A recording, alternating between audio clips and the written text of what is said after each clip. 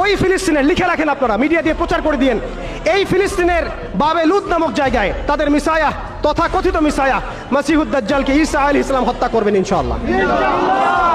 পৃথিবীর কোন শক্তি, কোন ন্যাটো, কোন ইউনাইটেড নেশনস, কোন ইউরোপিয়ান ইউনিয়ন, কোন IMF, কোন ওয়ার্ল্ড ব্যাংক, কোন সাম্রাজ্যবাদী শক্তি এই ভবিষ্যৎবাণীকে ঠেকাতে পারবেন ইনশাআল্লাহ। আপনি ওদেরকে চেষ্টা করতে দেন।